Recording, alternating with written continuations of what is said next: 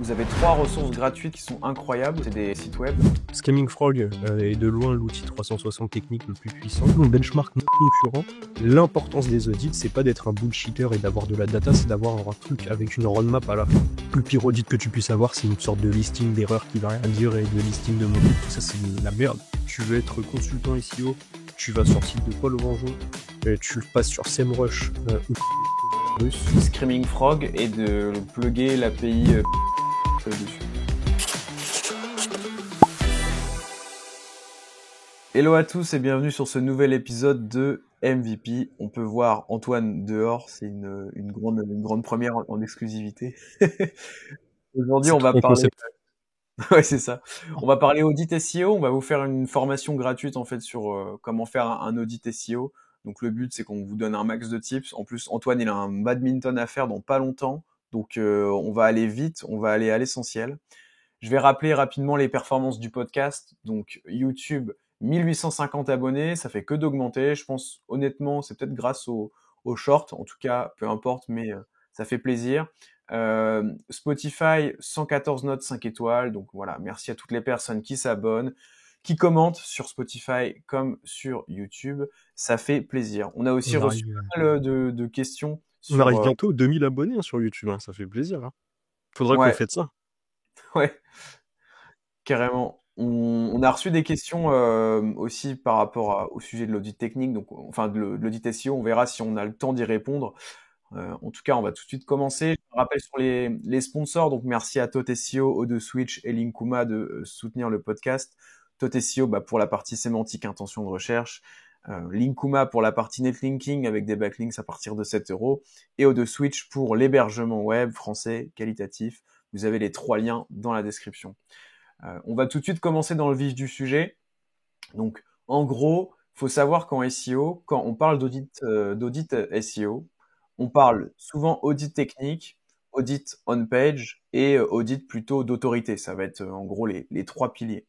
On va commencer du coup nous avec l'audit technique et on va vous dire un petit peu quelles sont les grandes étapes d'un audit technique. Antoine, est-ce que tu veux nous en dire un peu plus là-dessus ? Ouais, c'est parti. Du coup, 3 piliers en SEO, opérationnel, contenu, technique, netlinking. Et nous, dans notre process, on est en 4e pilier un peu optionnel, qui est le tracking et les objectifs. Et donc, nos audits se font en 4 semaines. Une semaine, la sémantique, une semaine, la technique, une semaine, le netlinking et une semaine, la mise en place du tracking. Et donc, pour commencer par la technique, nous, pour être transparent avec vous, nos devis, ils sont détaillés. Et donc, l'audit technique, on va avoir 4 audits en réalité. Un audit de balisage, très facile à faire, scrapping de balises, title, description H1 et construction d'un tableau de balisage par intention de recherche. On en reparlera peut-être. Ensuite, audit de webperf, donc passage sur le PageSpeed, en l'occurrence qu'on utilise. Il y a GTmetrix, il y a d'autres outils qui permettent de faire du PageSpeed, enfin des webperf. 2 choses, du coup, le temps de chargement et les Web Core Vitals, qui sont 2 choses différentes. 3e pilier de l'audit technique, l'UX, c'est le plus sympa à faire, c'est-à-dire qu'on vient importer les intentions de recherche sur Figma et on ajoute des sections UX SEO, par exemple des sections de maillage, des sections avec, je sais pas moi, un accordéon parce qu'il faut ajouter du texte, peu importe, bien répondre à l'intention de recherche, donc un modèle UX par intention de recherche. 4e, le maillage interne. Donc là, on fait une maquette de menu, de footer et de structure de maillage, tout simplement. Et enfin, grâce à ces 4 ou 5 audits, je sais même plus, on va avoir une roadmap technique qui va se dessiner avec des tickets techniques sur ces 4 ou 5 piliers. Et ensuite, on va prioriser tout simplement les intégrations. Voilà pour la partie technique, ça c'est notre process chez SEOmonkey. Je sais pas si Paul, tu as des choses à ajouter et voir comment... Je pense qu'on n'a pas exactement le même processus. Ouais, effectivement, après, c'est parce que moi je pense qu'on pourrait aller dans le détail sur justement les petits points qu'on va venir analyser pour donner des exemples. L'objectif, c'est que les personnes qui nous écoutent, du coup, puissent un peu faire leur audit technique solo, tu vois, on est rentré direct dans le vif du sujet. Full valeur cet épisode. Je sens, il n'y a pas de retour semaine. C'est genre process. 4 ans de travail et vous avez les résultats comme ça dans un petit podcast en 50 minutes. Ça va. Je pense que c'est pas trop mal. Merci le badminton. Au moins, on va à l'essentiel.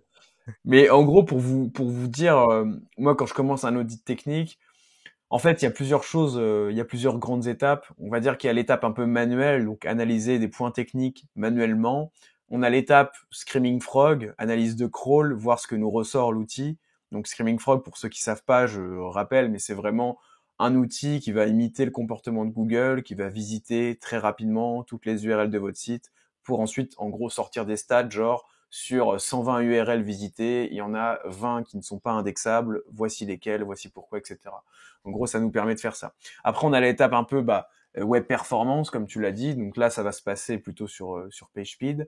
Ensuite, il y a la partie aussi Google Search Console, analyser le rapport d'indexation, donc le rapport page de Google Search Console, qui peut nous donner quand même pas mal de billes aussi à ce niveau-là, sur quelles pages sont indexées, quelles pages ne le sont pas et pour quelles raisons. Et on a aussi, pareil, je fais des checks sur les données structurées, donc ça c'est une partie à part entière. Voilà, il y a vraiment plein d'étapes. Par exemple, pour les points manuels, c'est des choses toutes simples comme analyser que le client a bien ses URL en HTTPS, que les URL HTTP sont bien redirigées en 301 vers les versions HTTPS. Pareil, si c'est un sous-domaine 3W, analyser que les versions sans 3W des URL sont bien redirigées en 301 vers les versions avec 3W. C'est vraiment des points comme ça. Il y a aussi, voilà, analyser manuellement le robot.txt du client, du site, analyser le sitemap XML, vérifier que tout ça est bien aux normes, quoi. Je sais pas si toi c'est pas, là, on vous fait pas, en fait, un guide exhaustif, on vous dit les gros points dans les grandes lignes, évidemment, sinon, il faudrait qu'on vous envoie nos templates Google Sheet par email, quoi. Donc, on n'en est pas là encore, mais Commenter audit technique et on vous enverra un planche plaisante. ça vaut un peu trop cher, je pense. Mais ouais, en fait, c'est intéressant ce que tu dis parce qu'en fait, tu as la partie un petit peu qui est toujours pareille, tu vois. Et par exemple, voilà, le Ouais. scrapping de balises, le scrapping, je sais pas moi, les modèles UX et tout. Et tu as des trucs vraiment sur mesure en fonction des sites. Donc en effet, tu peux avoir sur un site des problèmes de crawl, donc tu dois faire une analyse de log. Tu peux avoir sur un site des problèmes de sécurité, donc tu vas plus travailler voilà, au niveau des plugins. Donc après, bien sûr, tout n'est pas à 100% processable. Mais je trouve que Ouais. c'est bien d'avoir une base. Et d'ailleurs, on en reparlera, mais je vous conseille, si vous êtes SEO en agence, en freelance ou chez l'annonceur, de développer vos modèles, vos templates. Parce qu'un audit, normalement, même si vous êtes chez l'annonceur, j'imagine, on a eu la chance de recevoir Thomas, Head of SEO de Meilleur Taux. Bah, logiquement, il y aura des audits récurrents qui vont être faits avec autant de Ouais. chefs de projet sur un énorme site comme ça. Donc, autant développer des modèles. Et donc voilà, tout ce qu'on vous dit, c'est des pistes, mais derrière, pensez scalabilité et essayez de vous dire, OK, mon audit de balisage, c'est ça, donc je me fais un Google Sheet que je pourrais dupliquer, donc je sais pas, moi je me fais un process screening que je pourrais refaire facilement, etc. Le premier est toujours plus dur que le deuxième, qui est plus facile que le troisième, plus dur que le Hmm. troisième, etc. On se comprend. D'ailleurs, si jamais vous souhaitez vous former en technique, c'est un tips que j'ai donné sur ma chaîne YouTube perso, mais autant que je le rappelle là, vous avez 3 ressources gratuites qui sont incroyables. C'est des sites web. Le premier, c'est developers.google.com. Donc ça, tout simplement, les guides officiels de Google concernant le SEO. Vous avez des guides dédiés, par exemple, au SEO international, à la canonisation d'URL, je vais arriver à le dire, au hreflang, etc. Donc ça, c'est vraiment chouette. Vous avez developers.chrome.com où là, c'est les explications en fait de PageSpeed Insight. Quand PageSpeed Insight vous dit que voilà, vous avez des pages qui chargent pas assez vite à cause du JavaScript, etc. Vous avez normalement des liens vers developers.chrome.com, pardon, je me perds, où justement vous avez euh, vous avez en fait les recos qui sont expliqués avec les solutions, etc. Et la troisième ressource qui est aussi bien, c'est Screaming Frog, SEO, SEO Spider, User Tab, un truc comme ça. Et ça, c'est pareil, c'est en gros toutes les sections de Screaming Frog qui vont être pertinentes. En fait, t'étais en train d'écrire, ça m'a totalement. Ah, excuse-moi, bah, on peut le laisser. C'est parce qu'en fait, pour l'info, comme vous l'avez pu le voir, on fait des intros dynamiques. Et du coup, plutôt que de regarder le podcast en live, dès qu'il y a un truc intéressant, je prends des petites notes. Donc, désolé. Ouais. Non, non, mais t'inquiète, parce que Faut je qu'on voyais s'habitue à Antoine ça. est en train d'écrire sur le truc, du coup, je savais que t'étais en train de prendre le moment, donc ça m'a sorti du truc de ouf. Non, mais tranquille. Ouais, du coup, le dernier, c'est le guide de Screaming Frog qui est vraiment bien, où en fait, ça vous détaille toutes les rubriques de Screaming Frog, ça vous les détaille. Par exemple, si vous avez un truc sur voilà, le fait qu'il y a un title qui est trop long, et ben ça va vous dire voilà en quoi c'est un problème selon Screaming Frog, comment il analyse ça, etc. Donc ça vraiment c'est les trois ressources qui sont les plus importantes. Ensuite, juste un point sur lequel je voulais mettre l'accent, c'est que il y a aussi dans les choses manuelles à analyser, si vous avez un e-commerce, vraiment filtre, pagination et lien interne, c'est des trucs qu'il faut analyser. Donc en gros, filtre, ça va être vos filtres tout simplement e-commerce, voir s'ils sont indexables, est-ce qu'il faut les indexer ou pas en fonction des volumes de recherche que vous aurez identifiés sur certains mots-clés.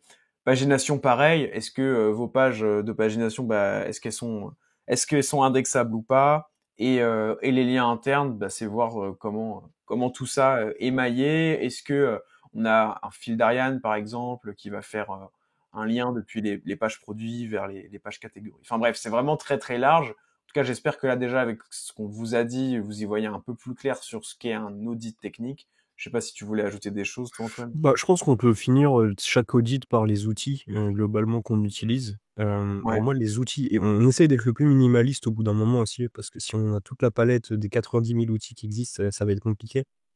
Screaming Frog est de loin l'outil 360 technique le plus puissant.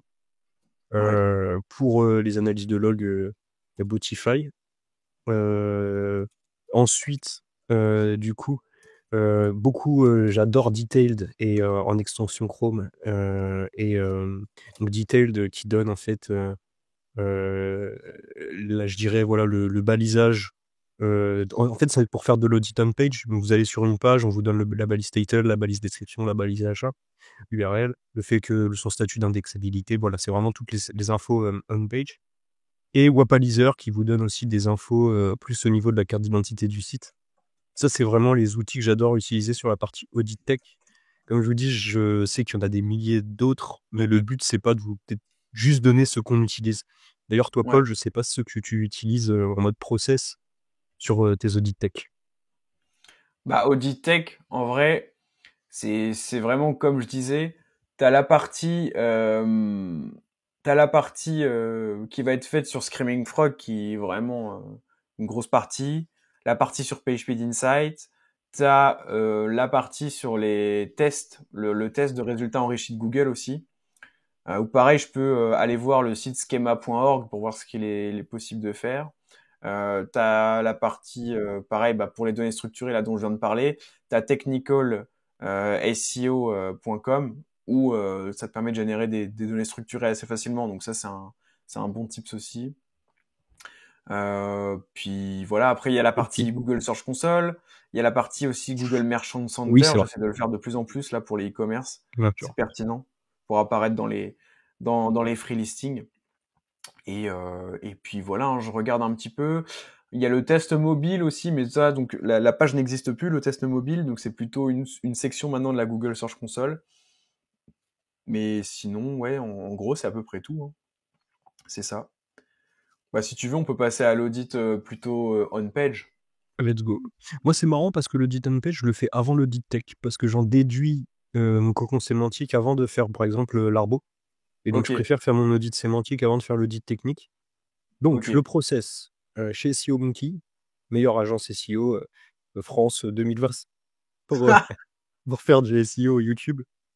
En gros, on a une analyse de concurrents, SEO sémantique concurrentiel. On benchmark 9 concurrents et on va en garder 3, les 3 plus pertinents. L'idée, c'est d'avoir une vision un peu globale de la SERP, puis d'affiner.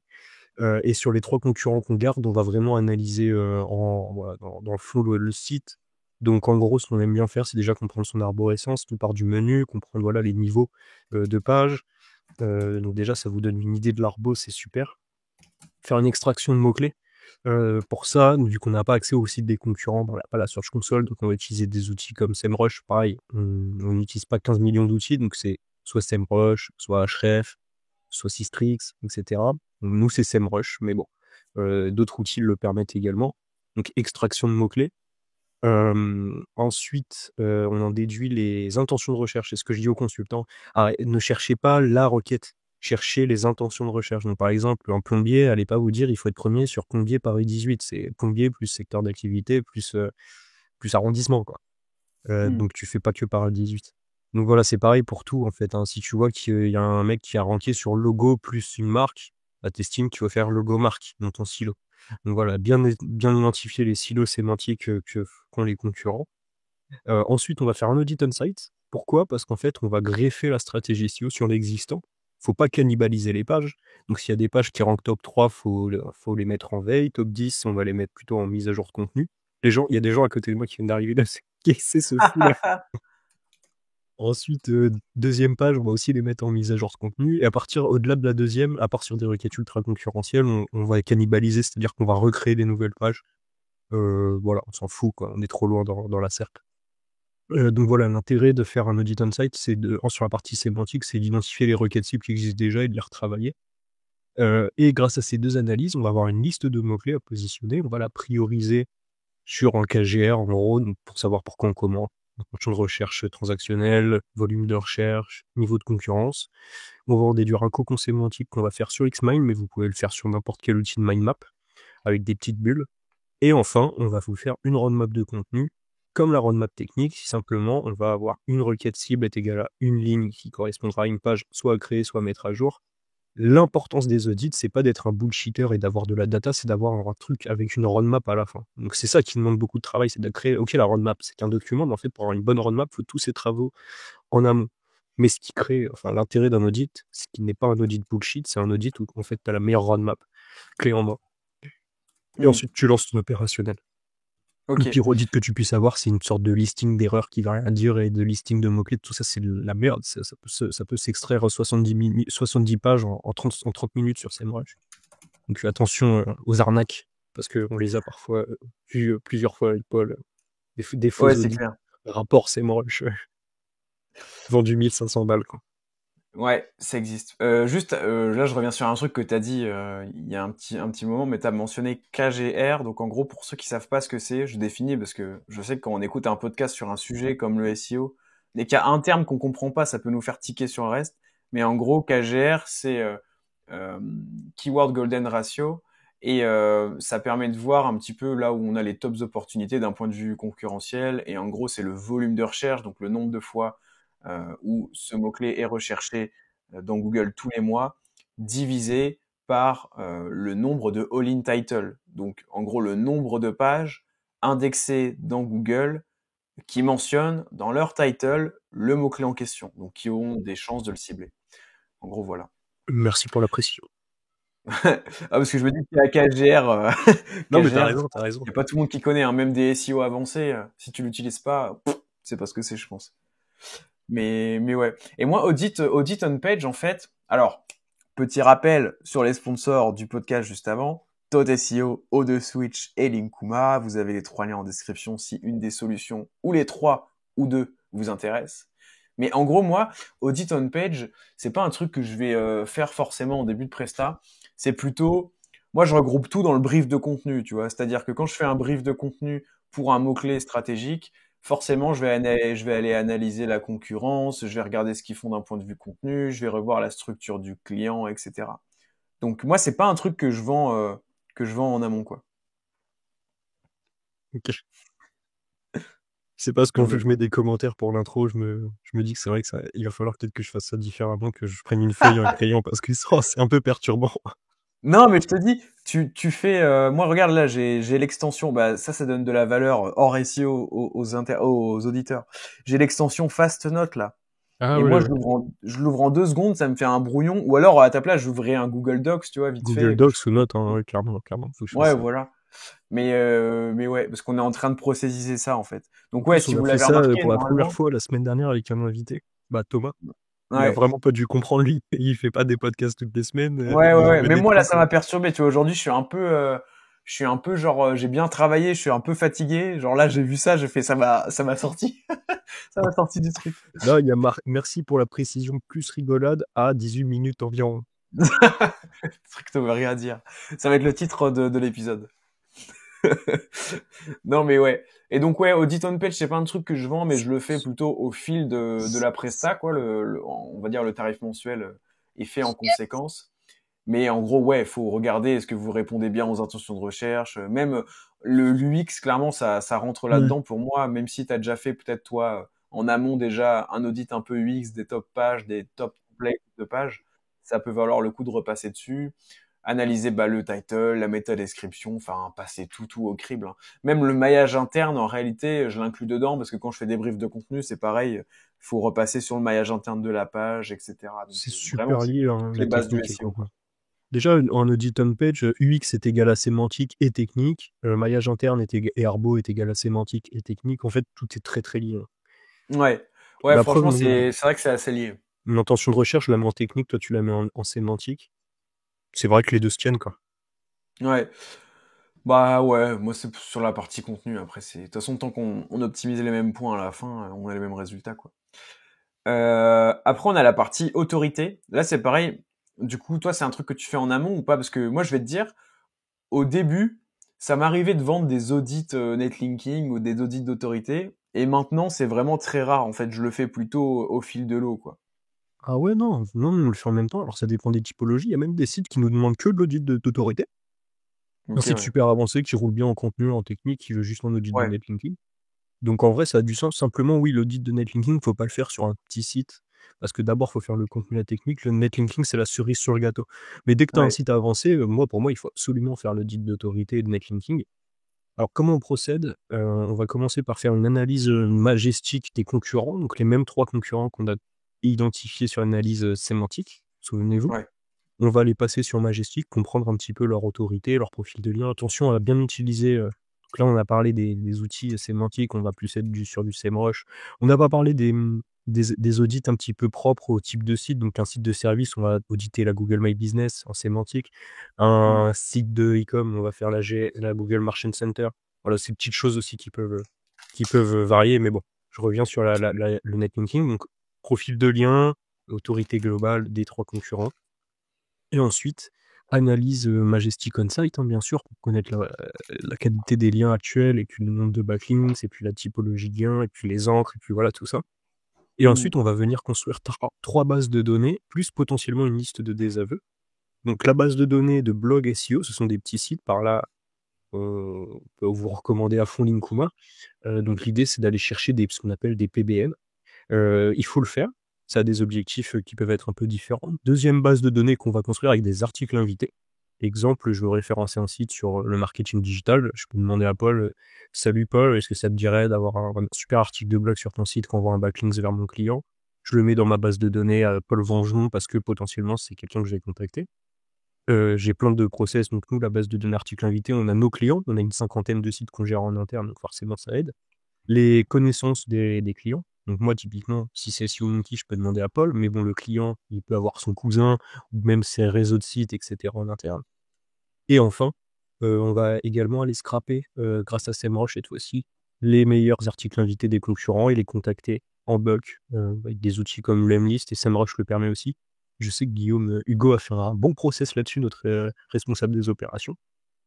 Et enfin, grâce à ces 3 bases de données, on va faire la 3e roadmap. Souvenez-vous, un bon audit, ce sont des roadmaps, c'est pas du bullshit, c'est des choses à faire concrètes, avec finalement un calendrier de netlinking, ce qu'on appelle une campagne de liens, où tu vas avoir voilà, les différents articles, les différents sites qui vont être envoyés euh, avec l'encre, la requête cible, etc. Mm. Ok, bah super clair. Bah c'est vrai que en fait moi je te dis j'avais un process audit autorité, mais je l'ai vraiment très rarement fait en fait. Je crois que j'ai dû le faire sur des thématiques très concurrentielles au départ où je me suis dit ok, il faut vraiment que je creuse cet aspect-là. Mais dans 90% des cas, je me dis en fait je vais faire la campagne au fil de l'eau et je finirai bien par tous les points que tu m'as mentionnés en fait, enfin, la plupart, je finirai bien par les analyser, tu vois, et au final avoir la stratégie adéquate. Mais ouais, du coup, de toute façon, en vrai, c'est la même chose au final. Et est-ce que du coup, tu prévois du branding ou pas? Je le mets pas dans mon audit SEO. On pourrait potentiellement l'ajouter. Mais c'est vrai que ça serait intéressant. Toi, tu penses, ouais, c'est du bon sens, tu le ferais, toi, naturellement, pour un client. Bah, en fait, moi, ça, c'est un truc que je fais à l'étape de la propale. C'est que dans tous les cas, je vais analyser le branding des top concurrents. Et du coup, dès la propale, je sais globalement ce qu'ils font et je peux déjà un peu guider le prospect par rapport à ça. Lui dire, bah, potentiellement, t'as vu tel concurrent, ils font ça trop bien, ils sont présents sur YouTube et tout. Faudrait peut-être faire ça. Après, c'est pas moi qui vais faire les briefs de vidéos YouTube ou ce genre de choses. Quoique je pourrais Si, nous, on fait, ouais. maintenant aujourd'hui le faire, mais voilà. Ouais. C'est très similaire à un brief de contenu, hein. Ouais, ouais, de ouf. J'avais commencé à processiser enfin, à templétiser un peu des offres par rapport à ça, parce que j'avais une demande, enfin, j'en ai même eu deux. Donc, en fait, j'ai déjà réfléchi. Là, pour l'instant, elles ont pas abouti, ces demandes-là. Donc, j'ai pas encore bossé ça réellement. Mais ouais, non, c'est intéressant, hein. En plus, tu as différents objectifs sur YouTube. Tu as l'objectif SEO YouTube, tu as l'objectif algorithme YouTube, plutôt être en suggestion de vidéo, faire une D'ailleurs, vidéo qui... commentez Audit SEO pour qu'on soit premier sur Audit SEO sur YouTube. En vrai, il y a moyen qu'on rank sur Audit SEO avec cette vidéo. Parce Ouais, qu'on est c'est dans possible. l'intention de recherche, c'est des vidéos longues qui rankent sur Audit SEO, c'est des tutos. Donc Hmm. peut-être que le podcast peut ranker. Commentez Ouais. Audit SEO à fond, Ouais, ce serait magnifique. s'il vous plaît. Ce serait magnifique. Mais ouais, en gros, voilà. Ouais, en gros, voilà, vous savez dans les grandes lignes ce qu'on fait. Maintenant, faut que tu partes dans combien de temps, toi, Antoine, là? Ça va, j'ai le temps, là, j'ai 40 minutes. 18h15. Je suis sur place, hein, je suis Oh. au BAD, là. C'est pour ça que je suis dehors, en fait. C'est parce que Paul, il était en Ah, mais retard et j'avais du pas coup... capté que t'étais sur place. Ok, Ah d'accord. bah, c'est pour ça, là, je suis au badminton. Je suis en terrasse. Je suis en train de jouer, là. Ouais.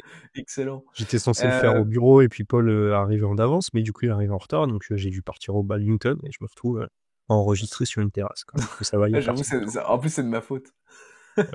C'est bien de Euh, le souligner. alors, on a quelques questions. On en a quatre. Première question de A. Suleiman qui nous dit: est-ce mieux de faire un audit en live avec le client ou lui envoyer la vidéo de l'audit? Ah Qu'est-ce bah qui est bon mieux? courage. Si tu veux, Ouais, ça c'est un spectacle, hein, si tu veux te faire. Dis-le. là, ouais, Tu vas faut le être chaud, paumer, hein. hein. Tu vas le Là, faut paumer, vraiment t'auras être pas le temps chaud. d'approfondir et tout. En vrai, ce que tu peux faire en Après, live avec le client, c'est le pré-audit. Donc sur la phase ouais, voilà. commerciale, tu es sur son site, tu lui montres un peu ce qui va pas, mais le vrai audit, c'est un travail, normalement, tu travailles au moins 3 jours complet. T'imagines le client, tu le prends en otage. C'est un Ouais, travail de fou, un audit, c'est un travail super long. clairement. Après, bah, du coup, ouais, je suis d'accord avec toi. On a deux questions de @tenornpix qui nous dit, entre parenthèses, je connais les réponses. Donc c'est vraiment c'est une suggestion de plan carrément du podcast. Ça, c'est vraiment Ou alors sympa. pour nous Non. tester, tu vois. Je connais Ouais, les ouais, je réponses, on pense. va voir si vous êtes bon. Ouais, ouais, je pense que c'est un peu ça. Mais les questions sont bien. Donc, la première question, comment structurer un audit SEO pour identifier rapidement les opportunités de croissance, notamment en termes de mots-clés business et de performance technique? Et quels outils gratuits recommandes-tu pour chaque étape? Et la deuxième, comment évaluer la qualité du contenu et l'autorité d'un site lors d'un audit SEO et quelles actions concrètes proposer pour renforcer ces aspects, surtout pour les petites entreprises ou sites récents. Bon là, c'est quand même Déjà, une très chose est précis. sûre, c'est qu'on n'aura pas la même réponse que toi, parce que chacun ses outils et chacun ses process. Ouais. Mais Mais je te laisse déjà, la répondre. deuxième question, je pense qu'on y a déjà répondu. Comment évaluer la qualité du contenu et de l'autorité d'un site lors d'un audit SEO? Bon, C'est voilà, un gros vraiment, les travail. grandes étapes, on les a déjà citées, quoi. Ouais. Bon, on Par peut contre, la commencer par la première, première, ouais. ouais, la première, c'est intéressant. Donc, comment structurer un audit SEO déjà pour identifier les opportunités de croissance, mots-clés business? Bah, ça, pour moi, c'est quand même, normalement, tu le fais presque dès la propale, dans le sens où, moi, dès la propale, j'aime bien regarder les positions actuelles, soit des mots-clés business sur lesquels le site est pas positionné, mais qui sont accessibles, soit des mots-clés sur lesquels le site est déjà positionné, genre plus de 10e par exemple, et sur lesquels je me dis, ok, il y a vraiment un truc à faire là en optimisant cette page, en faisant du netlinking, etc. Par contre, outil gratuit pour ça, bah là pour le coup, moi je le fais avec SEMrush, mais là ce serait avec Donc la c'est Google, payant. avec la Google Search Console que tu pourrais faire ça, quoi.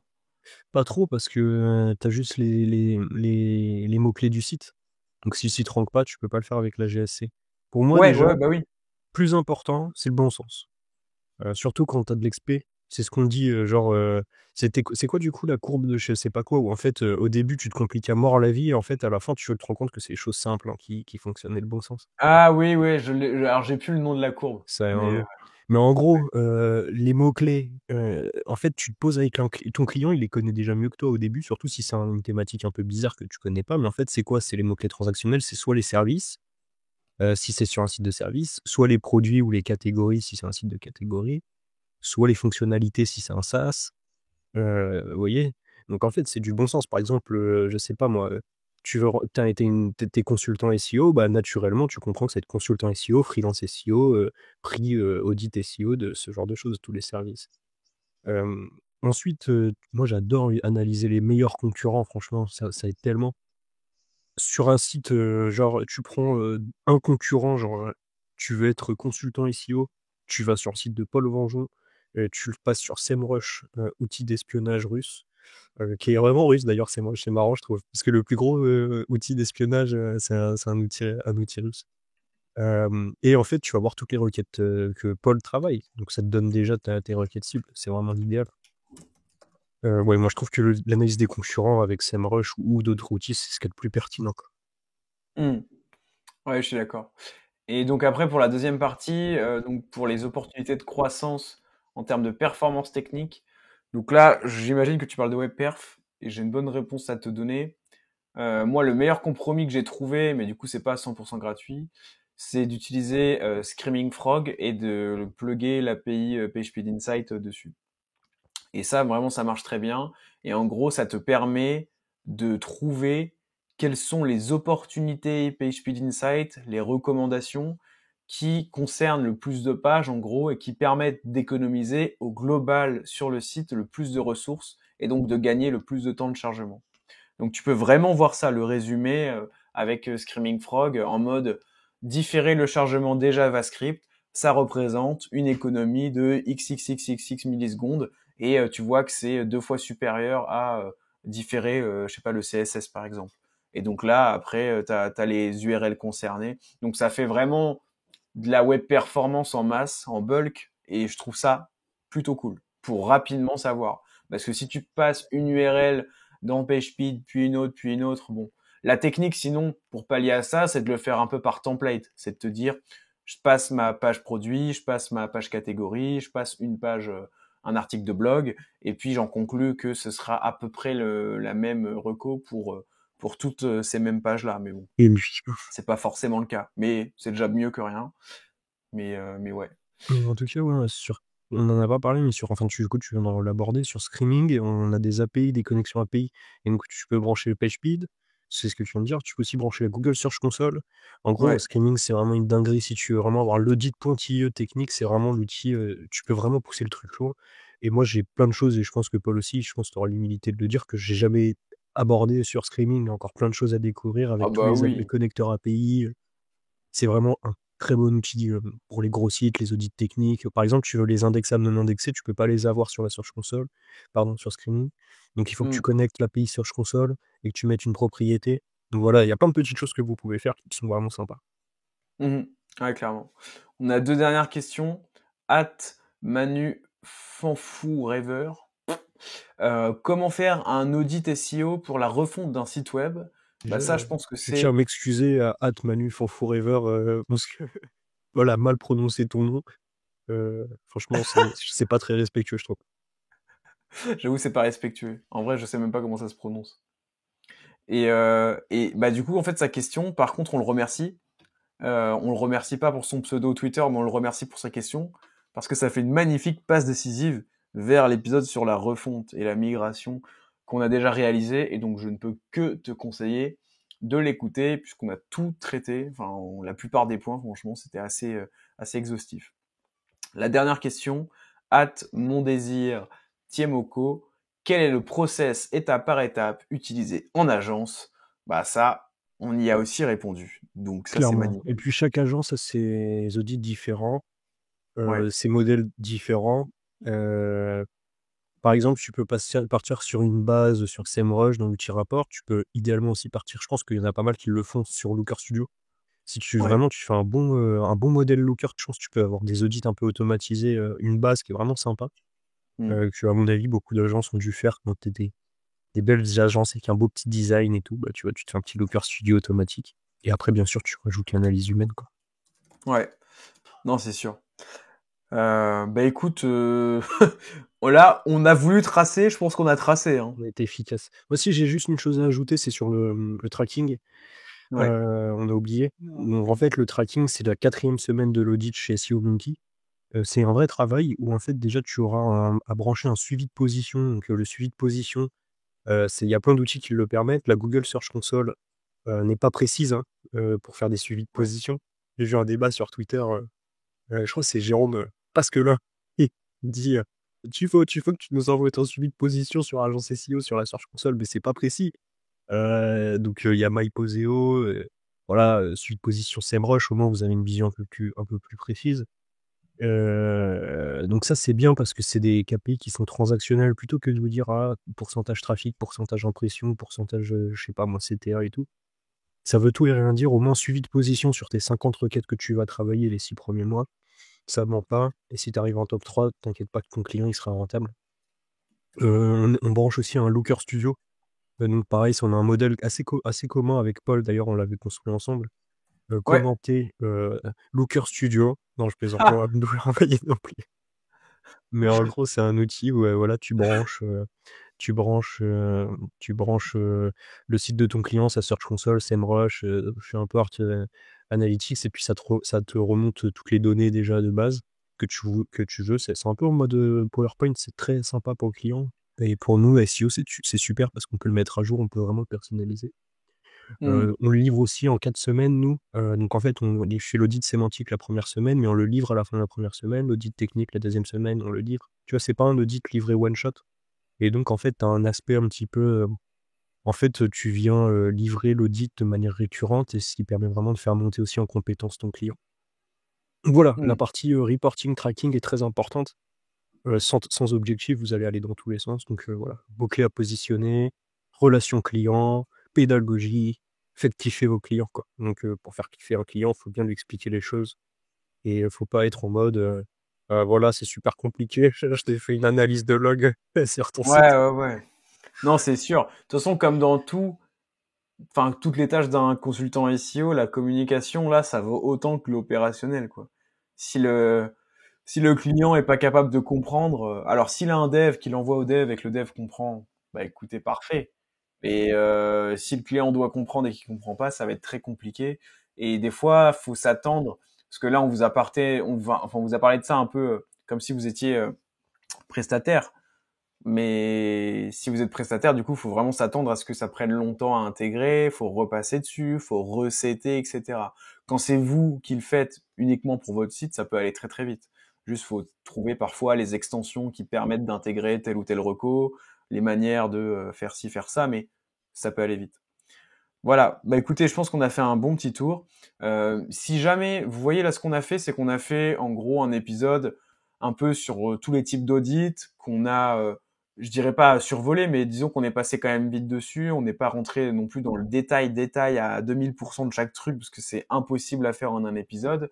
Mais en tout cas, ça peut déjà vous donner pas mal de billes pour optimiser vos propres sites. S'il y a une partie que vous avez préférée par rapport à une autre, que vous souhaitez qu'on approfondisse par la suite, n'hésitez pas à nous le dire en commentaire. Si par exemple la partie audit technique, c'est le truc sur lequel vous aimeriez avoir plus de billes, ou même la sous-partie web performance de l'audit technique, eh ben on pourrait en faire des épisodes dédiés où là, pour le coup, on pourrait aller beaucoup plus dans le détail. Donc n'hésitez Ouais. pas à nous le dire. Et si vous êtes encore là à 38 minutes 16 commentés, 38 minutes 18, 38 minutes 19, 38 minutes 20, grand respect à vous. Merci beaucoup pour vos commentaires. Et Yes. je sais pas, on a prévu quoi comme épisode la semaine prochaine, Paul? Là pour l'instant, attends, je regarde, je sais même pas si on a prévu. Pas encore, je crois. Non, on n'a pas d'invité, donc ce sera un sujet qu'on trouvera ce week-end. Ouais, n'hésitez pas à mettre en commentaire aussi si vous avez des idées de sujets, des besoins, que ce soit autour du SEO ou même du digital, ou des invités. On va sûrement Ouais, inviter le Head of SEO de Decathlon, j'ai vu qu'il avait réagi. Botify, il faut absolument qu'on l'invite, donc pour tout ce qui est analyse de log. Je pense que ça peut intéresser la commune, même si c'est très pointu. On a pas mal d'idées d'invités là qui vont arriver. Euh, et donc, ouais, merci beaucoup en tout cas pour être resté jusqu'à la fin de l'épisode. carrément. À la semaine prochaine. Ciao. Ciao.